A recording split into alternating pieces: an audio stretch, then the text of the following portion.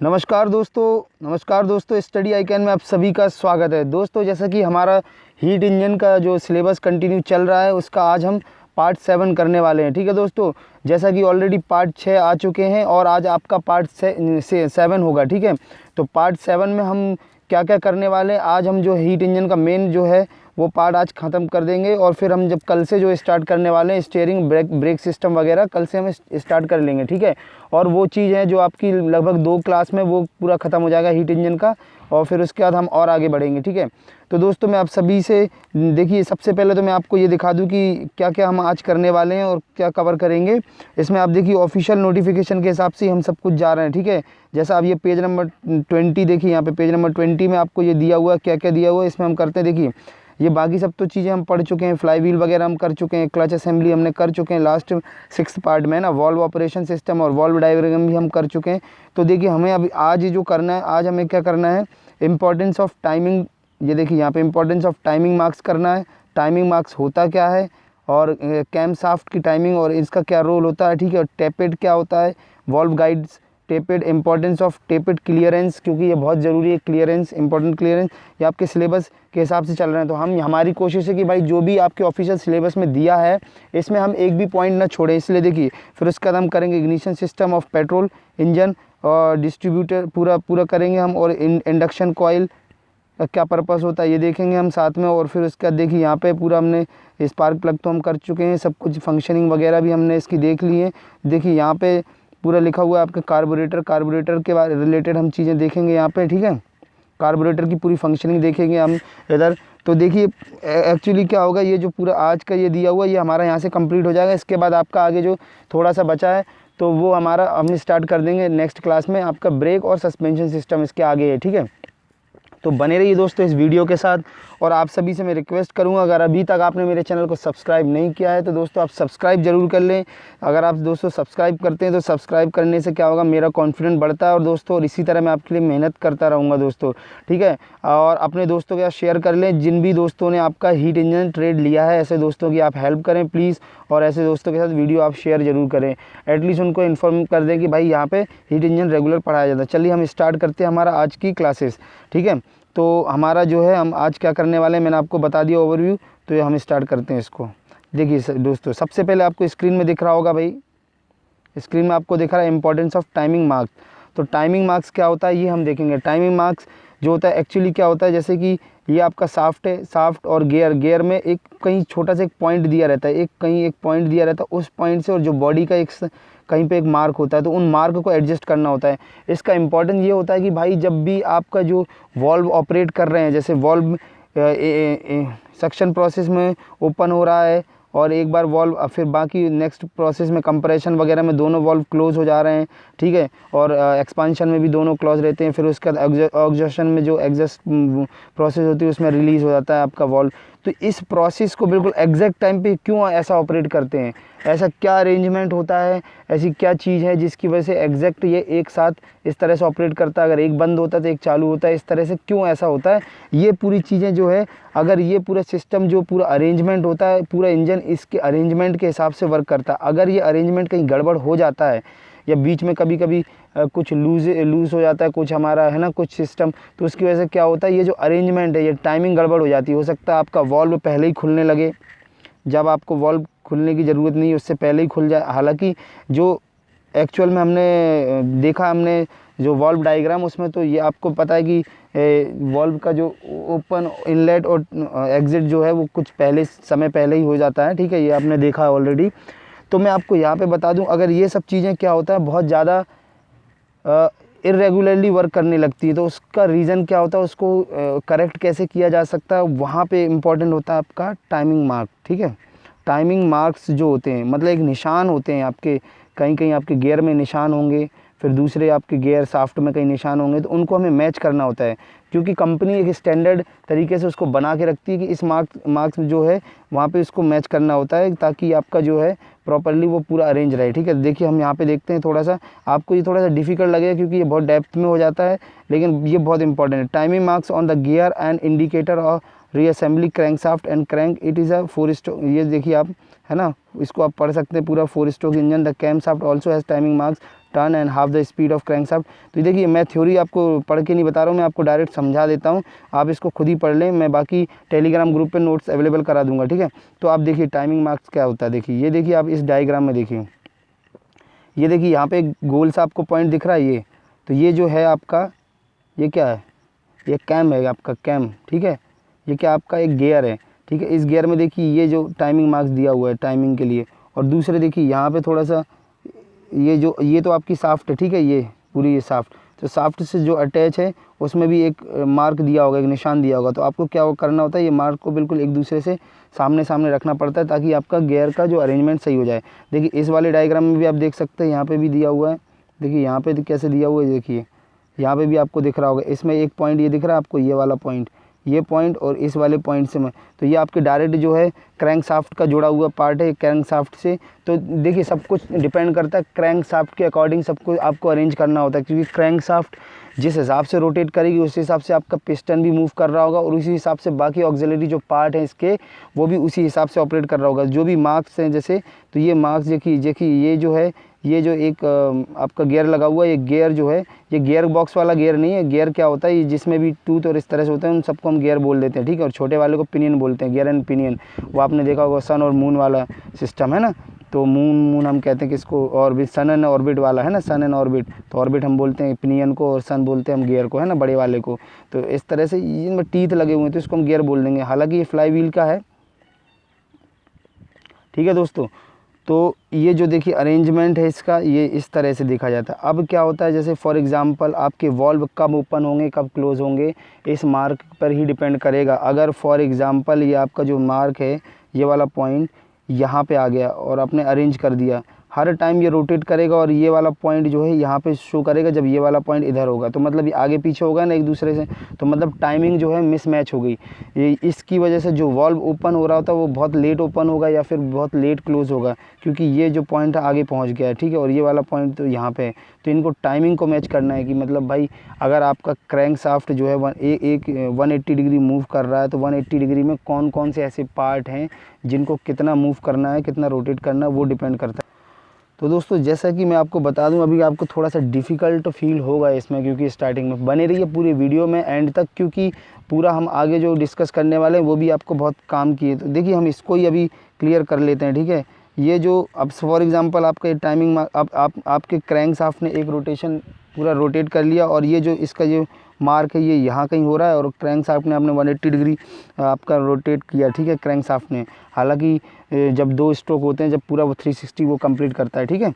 तो जैसे ही उसने वो किया तो ये यहाँ पे इसका पॉइंट यहाँ रह गया, लेट हो गया, और इसका पॉइंट आगे पहुँच गया। इसका मतलब ये मिसमैच है, अभी ये मार्किंग में नहीं है बिल्कुल, ठीक है। तो ये मिसमैच है। तो ऐसी कंडीशन में क्या है, ये कुछ जो ऑपरेटिंग इसका जो रोल होगा वहाँ कहीं इससे जो भी जुड़ा होगा फॉलोवर वगैरह जो भी, वो ऑपरेट जो है कुछ इरेगुलरली करेगा। और ये तो अपना क्रैंक तो घूम ही रहा है टाइमिंग पे, तो उस चीज़ की उस इरेगुलरिटी को मेंटेन करने के लिए आपका जो है टाइमिंग मार्क मैच करना बहुत ज़रूरी है। फॉर एग्ज़ाम्पल हम एक चीज़ से और समझते हैं इसको, मुझे लग रहा है कि भाई आपको ये थोड़ा सा डिफ़िकल्ट फील हो रहा होगा थोड़ा, लेकिन फिर भी चलिए हम इसको फिर से एक चीज़ से और समझते हैं। देखिए हम आगे बढ़ते हैं, पहले ये देखें, ये तो टेपेड का है, लेकिन फिर भी मैं इस डायग्राम से मैं आपको बता देता हूँ। देखिए जैसे क्या होता है, इस डायग्राम से नहीं, मैं आपको दूसरे तरीके से समझाता हूँ। हाँ तो दोस्तों देखिए क्या होगा, आपका जो मैंने बताया था कि भाई ये एक फॉलोवर लगा हुआ है और ये कैम लगा हुआ है, मैंने पिछली उसमें बताया था, ठीक है। कैम लगा हुआ है, कैम में इस तरह से माउंटेड है, ठीक है, और इससे जुड़े हुए हैं आपके वॉल्व, या रॉकर आर्म के थ्रू वॉल्व यहाँ पे जुड़े हुए हैं, वॉल्व का ओपन। तो ये कैम जो है कैम इतना रहेगा, फिर ये रॉकर आर्म होंगी, ठीक है, ये पुश रिंग होंगी, ठीक है। समझने की आप कोशिश कर लीजिए, पहले मैं बता चुका हूँ। अब ये चीज़ जो है आपकी क्रैंक शाफ्ट से ये जुड़ा होगा, आपका पीछे क्रैंक शाफ्ट से पूरा जुड़ा होगा, है ना, या फिर हो सकता है किसी गियर के थ्रू जुड़ा हो, वो भी एडजस्टमेंट डिफरेंट हो सकते हैं। तो ये जब रोटेट करके यहाँ से यहाँ तक पहुँचेगा, है ना, ठीक है, इसका जो अगर गियर के थ्रू जुड़ा हुआ है, इसका टाइमिंग और इसका टाइमिंग अगर अलग अलग है, और यही यहाँ से इसका जो माउंटेड एरिया ये यहाँ तक ही पहुँच पाया और यहाँ दूसरी प्रोसेस स्टार्ट हो गई, तो इसको यहाँ पहुँचना था एक्चुअल में, अगर वहाँ नहीं पहुँच पाया तो देखिए ये प्रॉब्लम हो जाएगी। तो ऐसी प्रॉब्लम को दूर करने के लिए ही जो टाइमिंग मार्क बहुत ज़रूरी होते हैं, ठीक है। आपके एक बॉडी में या जो उस पर जो भी आपका जहाँ पे अरेंज हुआ होगा आपका ये सिस्टम, वहाँ पे एक मार्क होगा और एक सिस्टम में मार्क होगा, ठीक है। तो उनको मैच करना होता है। तो ये था हमारा इंपॉर्टेंस ऑफ टाइमिंग मार्क। तो आप इसको देख लीजिए, थोड़ा रीड कर लेंगे तो आपको समझ में आ जाएगा। चलिए हम आगे बढ़ते हैं। आगे हमारा टेपेड।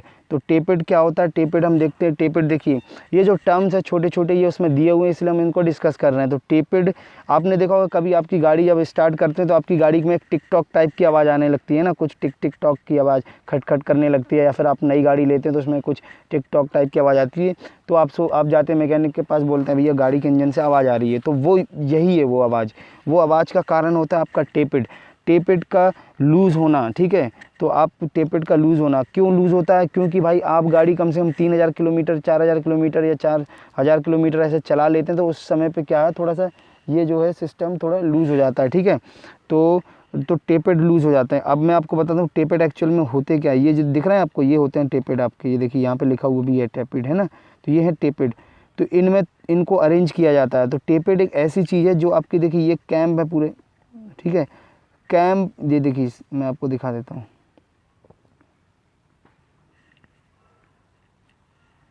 ये देखिए यहाँ पे दोस्तों, ये देखिए ये पूरे ये दिख रहे हैं आपको, ये कैम्प।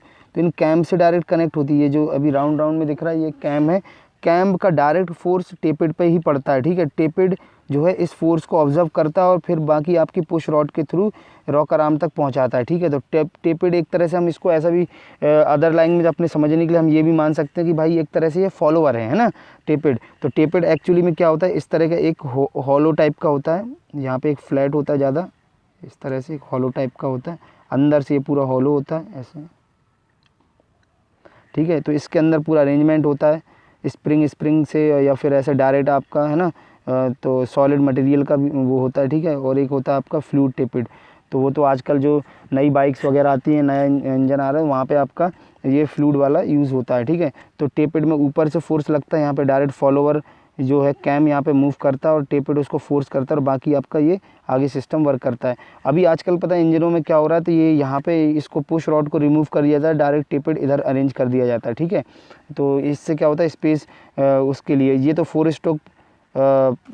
4 सिलेंडर इंजन है, ठीक है। 4 सिलेंडर इंजन, ये कार का इंजन है, इसमें देखिए 4 सिलेंडर लगे हुए हैं। लेकिन 2 स्ट्रोक में क्या होता है कि ये डायरेक्ट यहाँ पे ही कनेक्ट कर दिया जाता है, ठीक है दोस्तों। तो ये आपको याद रखना है। तो टेपेड एक्चुअल में मैंने आपको पहले टेपेड का क्या बोल रहा था, टेपेड एक ऐसी चीज़ है जिसकी डिसबैलेंस के कारण, जिसके लूज़ होने के कारण आपका इंजन आवाज़ करने लगता है, वो टेपेड होता है, ठीक है। टेपेड ये मैंने आपको बता दिया होता है। देखिए the part of machine that cause another part two move, ठीक है। मशीन का ऐसा पार्ट जो दूसरे पार्ट को मूव करने में हेल्प करता है, कर रहा है ना, पुश रॉड को ऊपर पुश करने में, है ना। टेपेड डायरेक्ट किससे जुड़ा हुआ, कैम से। तो कैम का डायरेक्ट फोर्स ये सहन करता है, डायरेक्ट फोर्स इस पर पड़ता है और ये उसको जो है पूरा अरेंजमेंट के साथ इसको आगे पहुंचा देता है, ठीक है। अब इसको टेक्निकल लैंग्वेज में हम देखेंगे तो देखिए tappet is a projection that impart a linear motion to the some other component with an mechanism, ठीक है। एक मैकेनिज्म के साथ किसी अनदर कंपोनेंट में वो फोर्स को ट्रांसफ़र कर देता है, ठीक है, इम्पैक्ट को। तो ये है आपका टेपेड। अब एक्चुअल में क्या होता है, जैसे कि आपकी गाड़ी में टेपेड आया तो टेपेड को सुधारने के लिए क्या होता है, टेपेड को सही करने के लिए देखिए क्या होता है, आप लेके जाएंगे मैकेनिक तो खोलेगा। मैकेनिक सबसे पहले क्या करेगा, आपके इंजन का फ्लाई व्हील वाला साइड खोलेगा, फ्लाई व्हील को फिर रोटेट करेगा, रोटेट करने के बाद फ्लाई व्हील को रोटेट करेगा और उसको जो आपके पिस्टन को टॉप डेड सेंटर पे लेके आएगा। तो देखिए कंप्रेशन स्ट्रोक में जो है आता है जब आपका पिस्टन, तो पिस्टन ऊपर होता है तो वो फ्लाई व्हील को थोड़ा सा साइड से खोल लेगा। मैं कभी प्रैक्टिकली आपको इतना ज़्यादा जानने की उसकी ज़रूरत नहीं है, मैं तो फिर भी मैं बता रहा हूँ। इसको रोटेट करता रहे, जब आपका पिस्टन ऊपर आ जाएगा तो समझिए कंप्रेशन स्ट्रोक हो गया।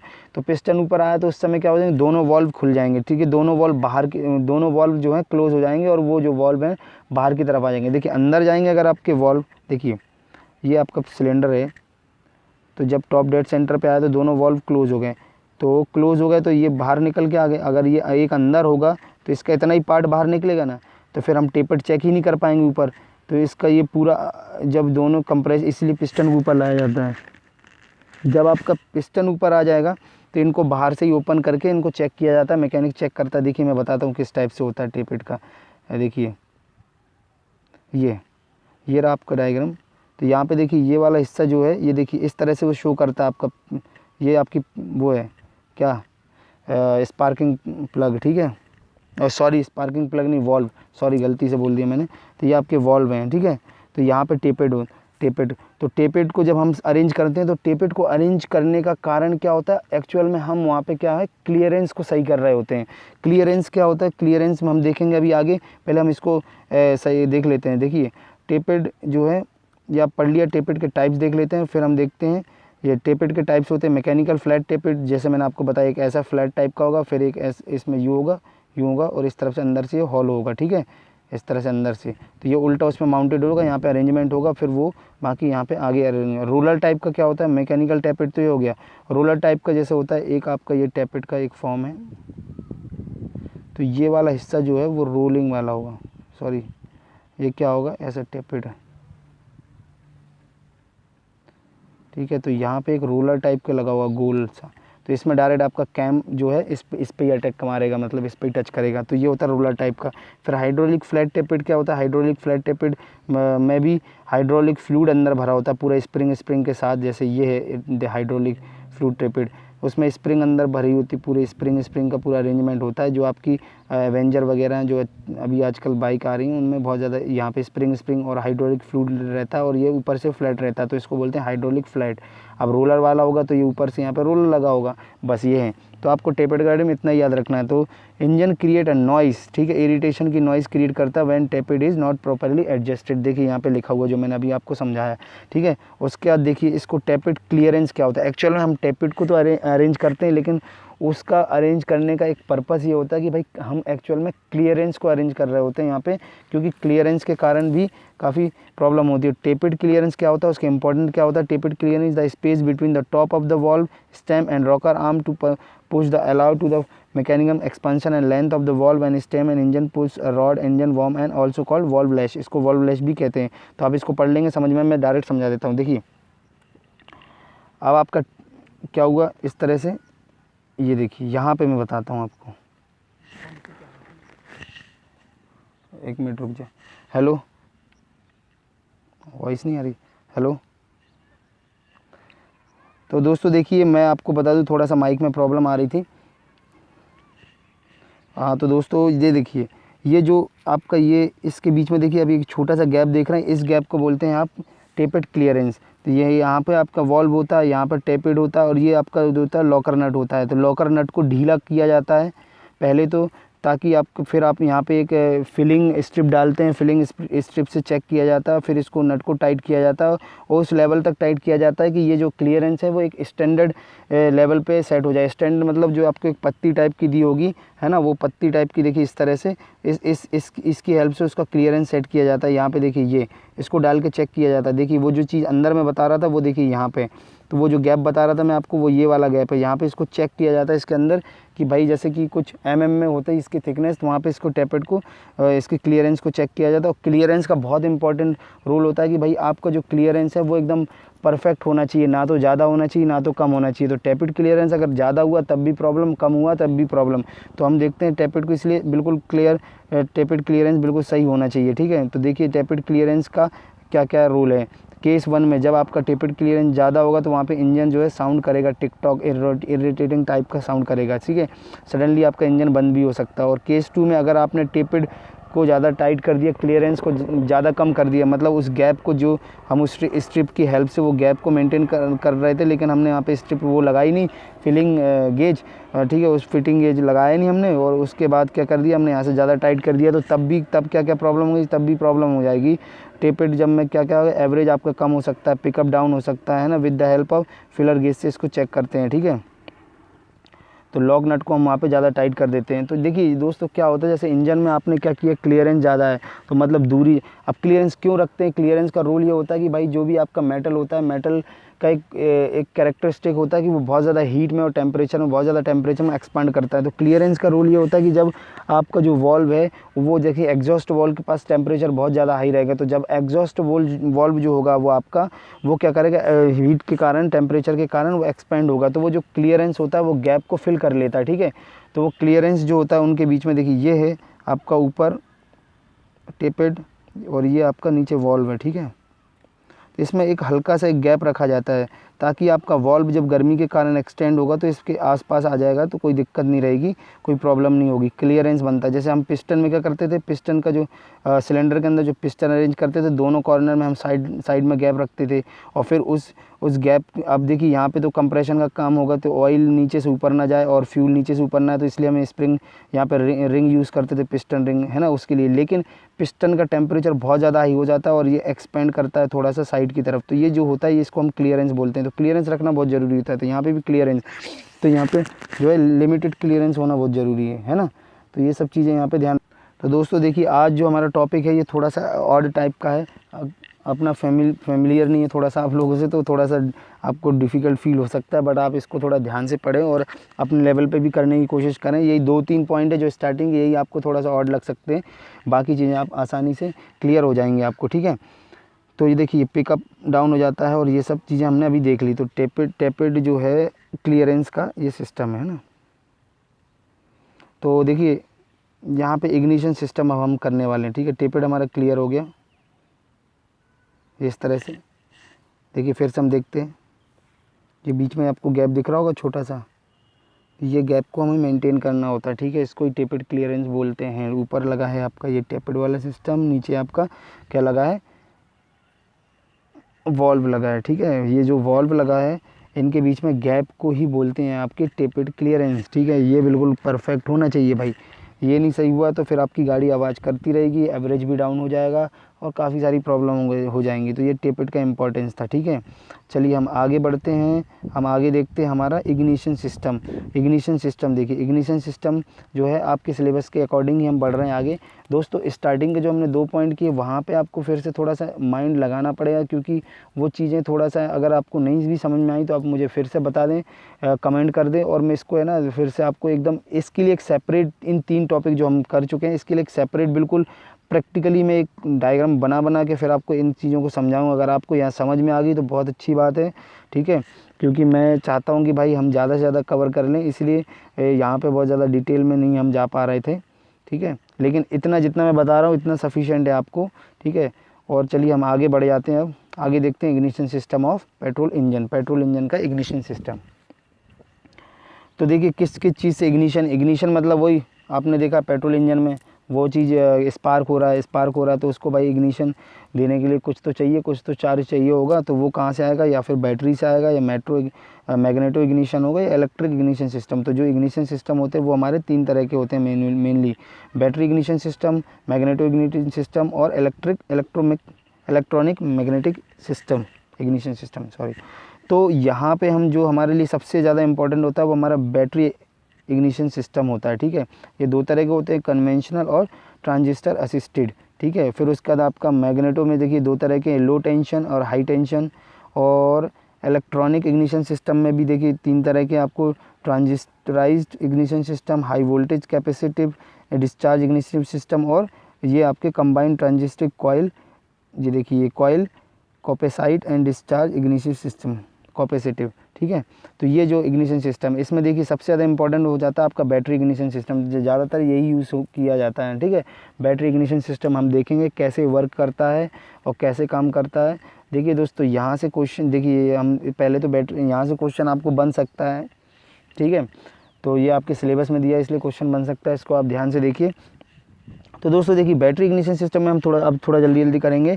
बैटरी इग्निशन सिस्टम में क्या होता है, इसको हम कहते हैं कॉइल इग्निशन सिस्टम भी इसको कहते हैं। बैटरी इग्निशन सिस्टम को क्या कहते हैं, कॉइल इग्निशन सिस्टम। अब 2 तरह के थे, कन्वेंशनल और ट्रांजिस्टर असिस्टेड टाइप के, ठीक है। अब यहाँ पे पढ़िए, देखिए क्या क्या लिखा है, battery ignition system of an ऐसा इंजन शोन इन फिगर, आगे आपको फिगर आएगा, function is to produce high voltage spark. तो देखिए एक्चुअली में क्या होता है, स्पार्क में जो है हाई वोल्टेज की ज़रूरत पड़ती है, लेकिन हमारी जो बैटरी होती है वो 6 से लेकर 12 वोल्ट की होती है। इतने कम वोल्टेज में स्पार्क कैसे हो गया, आपके दिमाग में आया होगा भाई इतने कम वोल्टेज में स्पार्क कैसे हो गया। तो ये कैसे होता है वो पूरा सिस्टम मैं आपको बताऊंगा, कैसे इतना कम वोल्टेज आपका जो है कन्वर्ट हो जाता है हाई वोल्टेज में, ठीक है। हाई वोल्टेज मतलब वही लगभग 1000 वोल्टेज के आसपास और उससे ऊपर भी कन्वर्ट हो जाता है। तो उतने लेवल का करंट चाहिए होता है, यहाँ उतने लेवल का वोल्टेज चाहिए होता है यहाँ पे आपके स्पार्क प्लग को, ताकि वो स्पार्क कर ले, ठीक है। तो ये high voltage spark battery derive to spark plug and regulated तो ये आप पूरा पढ़ लेंगे, respect to the crank piston, ठीक है।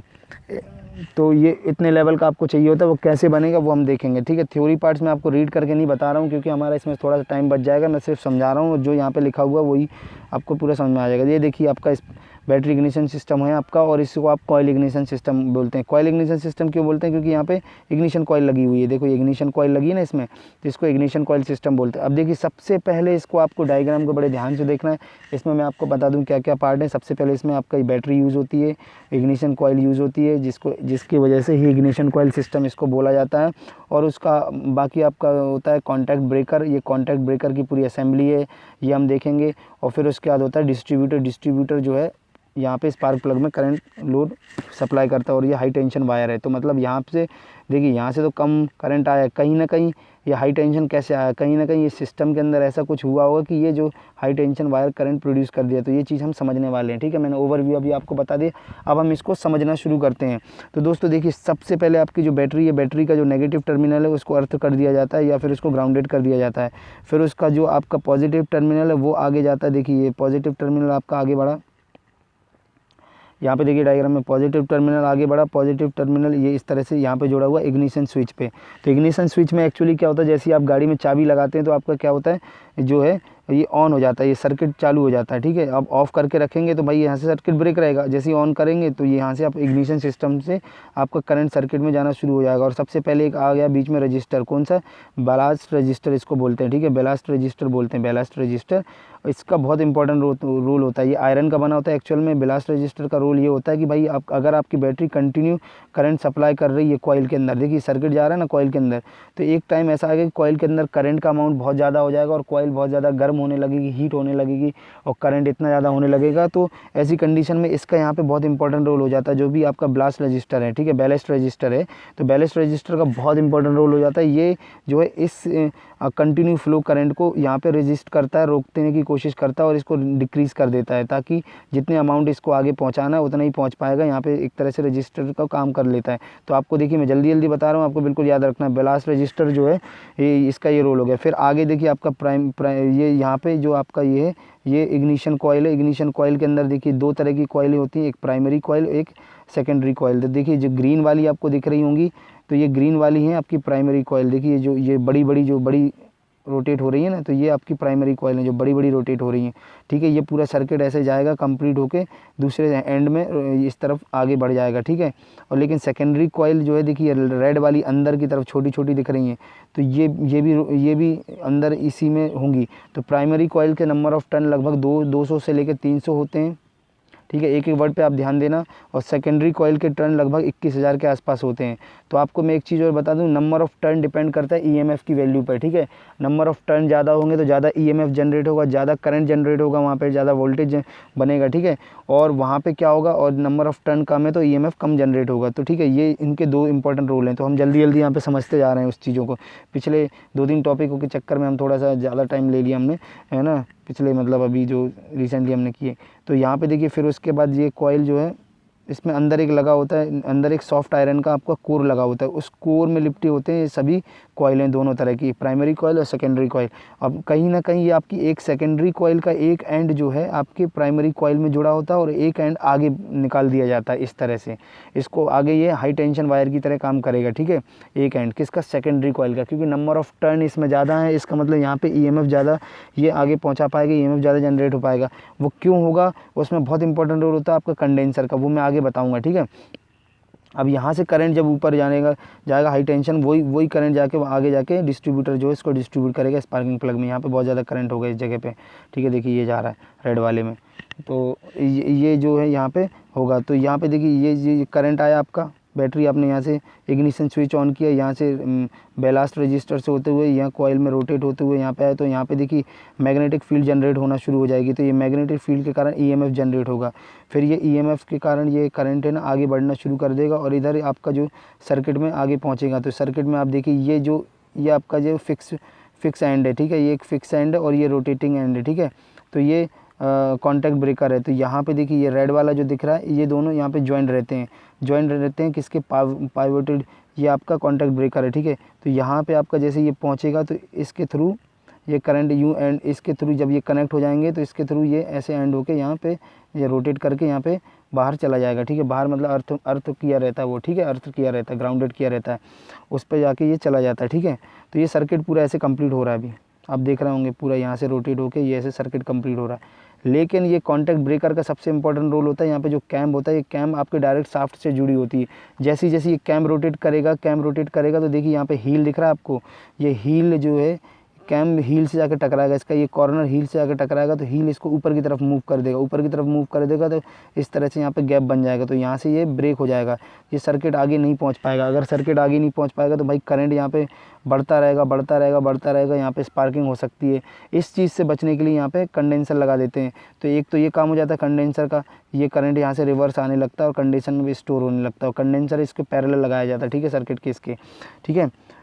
तो यहाँ पे कंडेंसर में अब कंडेंसर का जो अरेंजमेंट इस तरह का होता है, कंडेंसर उस चार्ज को यहाँ से कंटिन्यू जो ईएमएफ जनरेट हुआ था इलेक्ट्रोमैग्नेटिक कारण या मैग्नेटिक फोर्स, उसके कारण जो है मैग्नेटिक फील्ड के कारण यहाँ पे ईएमएफ कंटिन्यू यहाँ पे चलता रहेगा आपका करंट। और यहाँ से जो ब्रेक हो चुका है आपका, क्यों ब्रेक हुआ, क्योंकि आपका कैम रोटेट कर गया, कैम रोटेट किया तो हील से टकराया, हील ने क्या किया, इसको पाइवेटेड आर्म होती है, पाइवेटेड आर्म का मतलब होता है कि यहाँ पे ऊपर नीचे मूव कर सकती है और ये स्प्रिंग के हेल्प से करती है, देखिए स्प्रिंग बनी हुई है यहाँ पे, ठीक है। तो पाइवेटेड आर्म ऊपर हो जाएगी, क्यों होगी, क्योंकि इसका ये वाला एंड जो है, ये वाला एंड आप देख रहे होंगे, ये वाला एंड जो है इसकी हील से टकराएगा, तो हील जो आप वो कैम फॉलोअर वाला रूल आपको पता है ना, वैसे यहाँ पे होगा, ठीक है।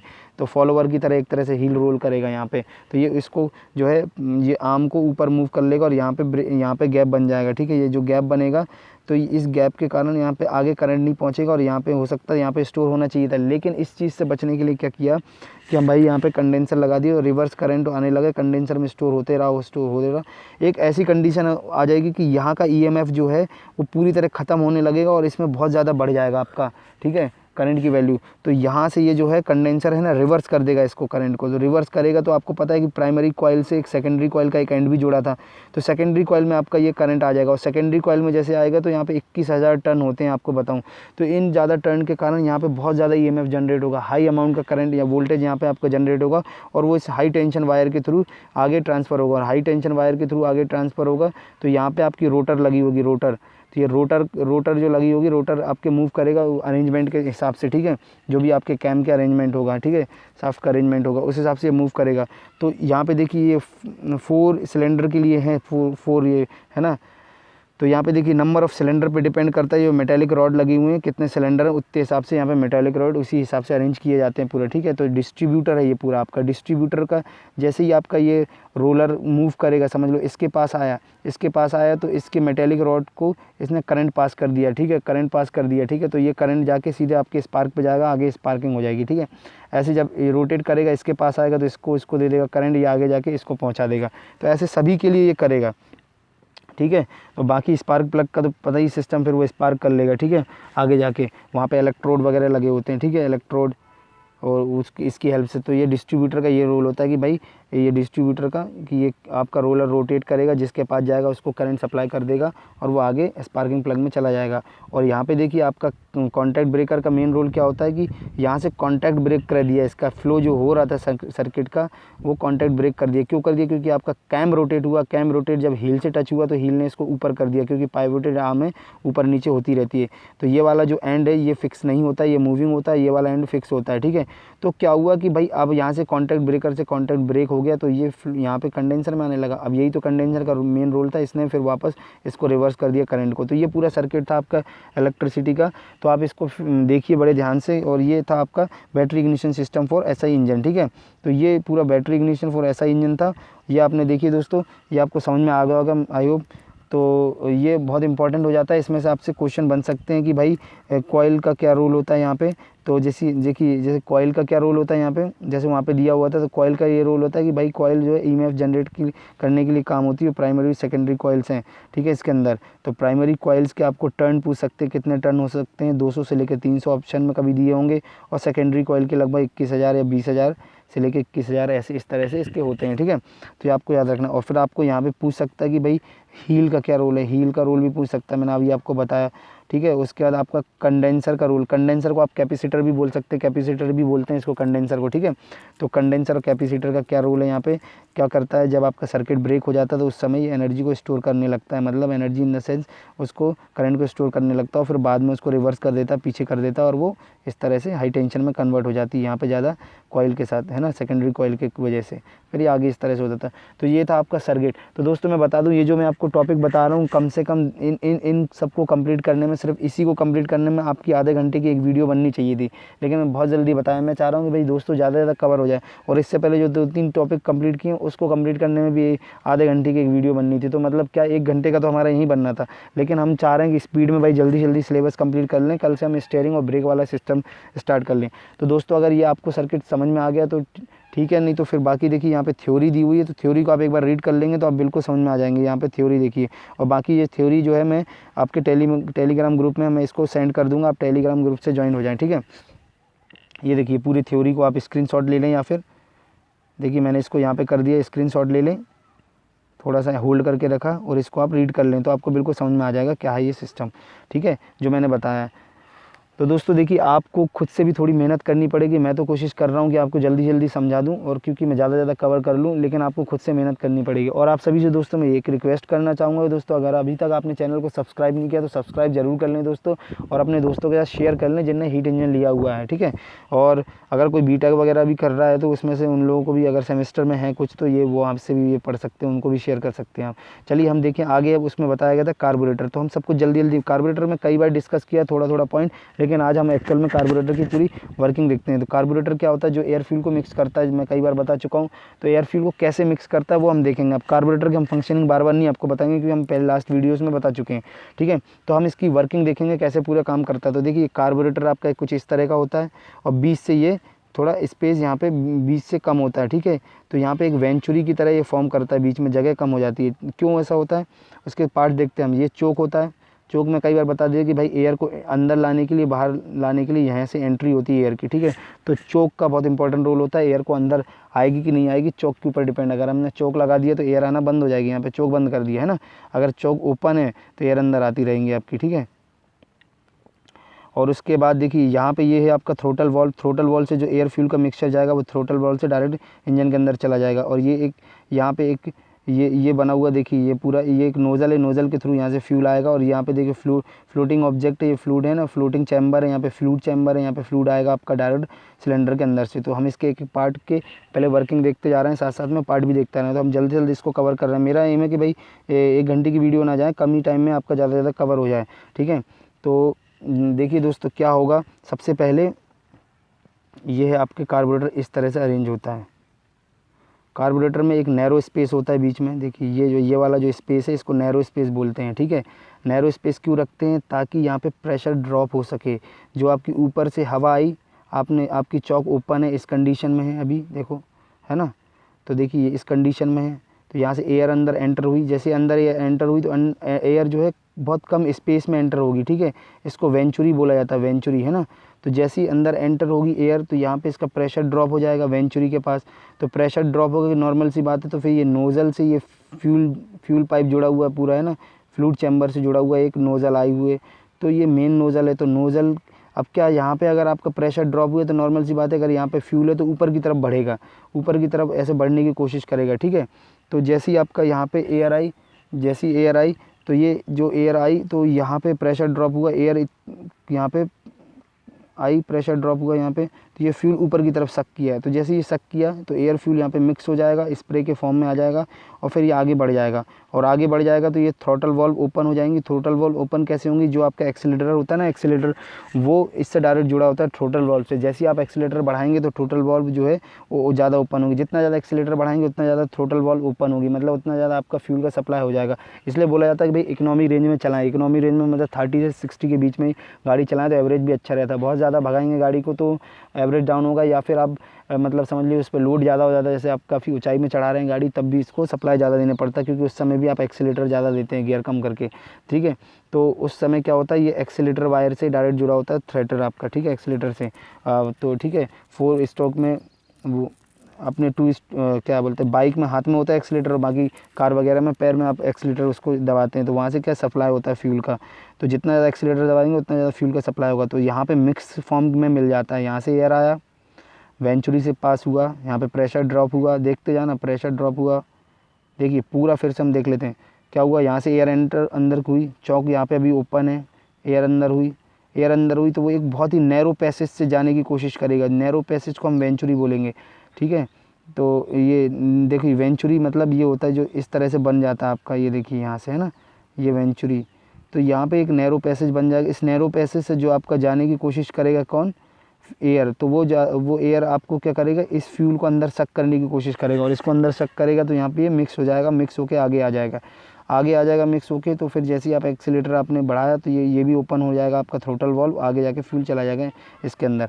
अब देखिए यहाँ पे इसका क्या रोल है, इसका फ्लोटिंग चैम्बर का फ्लोट चैम्बर का क्या रूल है। तो यहाँ पे देखिए डायरेक्ट आपके इंजन से सप्लाई होता रहता है फ्यूल। तो ये फ्लोट चैम्बर के अंदर एक फ्लोटिंग मटेरियल होता है। तो जैसे जैसे इसका लेवल जो है फ्यूल का कम होता जाएगा, फ्लूइड मटेरियल जो फ्लोटिंग मटेरियल वो नीचे आ जाएगा, है ना। एक प्लास्टिक की एक बॉल टाइप की होती है, आप देखना, प्लास्टिक की एक बॉल जिसके अंदर से एक खोखली होती है, ठीक है। एक बॉल टाइप की, कभी कभी स्क्वायर के फॉर्म में भी होता है आपका, ठीक है। स्क्वायर के फॉर्म में ज़्यादातर होती हैं, बॉल टाइप की नहीं होती, है ना। तो स्क्वायर के फॉर्म में होंगी तो ये नीचे आते जाएंगे। जैसे लेवल कम होते जाएगा ये नीचे आता जाएगा, नीचे आता जाएगा। तो ये नीचे आ रहा, तो इससे देखिए ये पिन जुड़ी हुई है ना, यहाँ से ये पिन भी नीचे आ जाएगी। मतलब यहाँ से जगह ओपन करते रहेगा, फ्यूल ज़्यादा जाता जाएगा। फ्यूल जैसी जैसी बढ़ते जाएगा तो फिर ये ऊपर जाने लगेगा। फ्यूल के अमाउंट भाई ये तैरेगा ना पानी में, तो तैरेगा तो ऊपर जाने लगेगा, ऊपर जाने लगेगा तो इससे डायरेक्ट ये पिन जुड़ी हुई है, तो ये पिन उसको क्लोज़ करने लगेगी। तो यहाँ से इसका रोल हो जाता है फ्लोट का, कि आपके इंजन से जो फ्यूल आ रहा है उसको जो है कंट्रोल करेगा कि उसका कितना अंदर आ गया। इसके अंदर फ्लोटिंग चैम्बर के अंदर एक लिमिटेड आ पाएगा, जब है ना, फिर उसका ये क्लोज़ हो जाएगा। कैसे क्लोज़ होगा मैंने बता दिया, फ्लोट मटेरियल की वजह से क्लोज़ होगा। फ्लोट मटेरियल ऊपर जाएगा, क्यों जाएगा, क्योंकि यहाँ पे फ्यूल का अमाउंट बढ़ गया, तो ये ऊपर जाएगा, तो ये जो पिन है इससे अटैच हो जाएगी, यहाँ पे क्लोज़ हो जाएगा, ठीक है। तो ऐसे क्लोज़ हो जाता है। अब जब फ्यूल कम होते जाएगा, फ्यूल क्योंकि यहाँ सप्लाई होते जाएगा, जैसे जैसे यहाँ सप्लाई होते जाएगा फ्यूल आपका कम होते जाएगा, तो ये भी नीचे आता जाएगा। और ये अगर नीचे आए तो ये पिन भी नीचे आएगी, मतलब इस तरह से वो जगह भी दे देगा फ्यूल को, तो फ्यूल अंदर आने लगेगा। ऐसे इसका अरेंजमेंट होता है। और यहाँ से जितना जितना आपका एयर आएगी यहाँ पे जो है ना, नैरो पैसेज से होते हुए, तो ये इसको सक करती जाएगी, और यहाँ पे ये इसको सक करेगी ऊपर की तरफ, और यहाँ पे इस जगह पे ये दोनों मिक्स होकर आगे बढ़ते जाएंगे, और इस हिसाब से आपका कार्बोरेटर वर्क करता है, ठीक है दोस्तों। बाकी आप इसकी जो मैंने बता दी मेन फंक्शनिंग, आप यहाँ पे पूरी इसकी फंक्शनिंग ये देखिए यहाँ पे लिखी हुई है पूरी, आप थ्योरी के फॉर्म में, तो आप इसको यहाँ से पूरे ध्यान से पढ़ सकते हैं। ये पूरा देखिए थ्योरी है ना, तो ये कार्बोरेटर की पूरी थ्योरी थी, ठीक है। ये पूरी थ्योरी आप इसकी पढ़िए। ये थ्योरी आपने पूरी देखने के बाद स्क्रीनशॉट ले लीजिए, या फिर मैं इसके नोट्स दे दूंगा, ठीक है दोस्तों। तो ये जो हमारा था कार्बोरेटर था, ये यहाँ हमने 3-4 टॉपिक अभी कंप्लीट कर लिए। तो दोस्तों ये था हमारी आज की वीडियो। दोस्तों ये कार्बोरेटर का आप देख लीजिएगा। और दोस्तों आप सभी से मैं एक चीज़ बताना चाहूँगा कि आज शाम को हम कुछ इंपॉर्टेंट क्वेश्चंस करेंगे, तो इन सब लेक्चरों पे बेस्ड हम कुछ इंपॉर्टेंट क्वेश्चन करेंगे। वो आज शाम को आपको वो वीडियो मिल जाएगी। तो दोस्तों बिल्कुल बने रहें अपने इस स्टडी आइकन चैनल के साथ, और आप ज़्यादा से ज़्यादा प्लीज़ सब्सक्राइब जरूर कर लें दोस्तों। अगर आप सब्सक्राइब करेंगे तो हम इसलिए आप इसी तरह हमारा कॉन्फिडेंस बढ़ता रहेगा दोस्तों, ठीक है। तो दोस्तों ये थी हमारी आज की वीडियो, हम इसको यहीं समाप्त करते हैं। जय हिंद दोस्तों।